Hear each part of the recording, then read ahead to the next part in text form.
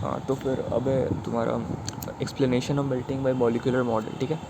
तो इसमें in a solid the molecules are closely packed, पता ही है। They have less intermolecular spacing, molecules के बीच का स्पेस कम होता है। The molecules only vibrate about their mean position, अपनी ही पोजीशन में वाइब्रेट होते रहते हैं मॉलिक्यूल्स। क्यों? क्योंकि इंटरमॉलिक्यूलर स्पेस बहुत कम होता है, मतलब कि मॉलिक्यूल्स के बीच का स्पेस बहुत कम होता है।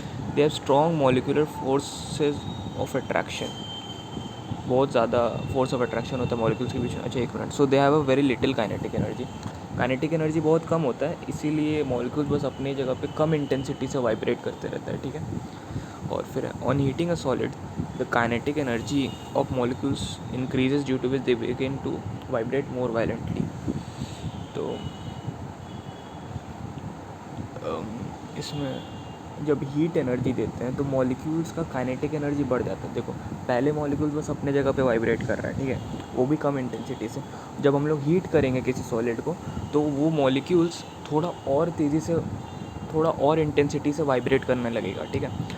At a particular temperature called the melting point, मतलब 0 डिग्री सेल्सियस पे जब सॉलिड है, ठीक है, the molecules acquire sufficient kinetic energy to become far separated from each other by overcoming the force of attraction with in.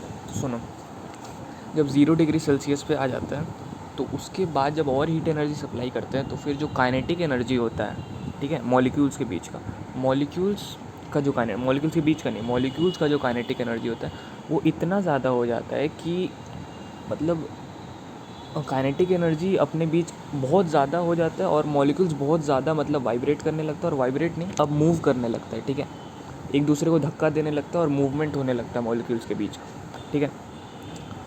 और उसके बाद they become free to move within the substance, वही लिखा है। और फोर्स ऑफ अट्रैक्शन मॉलिक्यूल्स के बीच का कम हो जाता है, क्योंकि सब एक दूसरे को धक्का देने लगता है, क्योंकि काइनेटिक एनर्जी बहुत बढ़ गया मॉलिक्यूल्स का, ठीक है। They become far to move and the state of substance becomes liquid, और यही लिक्विड का केस था, याद ही होगा कि मॉलिक्यूल्स मूव कर सकता था, ठीक है। और सॉलिड में क्या था, मॉलिक्यूल्स का सिर्फ वाइब्रेट करता था। हीट देने से क्या हुआ, मॉलिक्यूल्स का काइनेटिक एनर्जी बढ़ा और मॉलिक्यूल्स मूव करने लगा। In this state, the heat energy absorbed by the substance does not change. The temperature of such part is utilized in doing work against the force of attraction and increasing the separation between the molecules. तो इसी में क्या हुआ, ये जो हम लोग heat energy supply किए जब सॉलिड था 0 डिग्री सेल्सियस पे, तो वो हीट एनर्जी कहाँ यूज़ हुआ, टेम्परेचर चेंज करने में नहीं, बल्कि काइनेटिक एनर्जी ऑफ मॉलिक्यूल्स बढ़ाने में, ठीक है। और उसी से सॉलिड लिक्विड में बदल गया। बस फिर आगे का नेक्स्ट वीडियो में।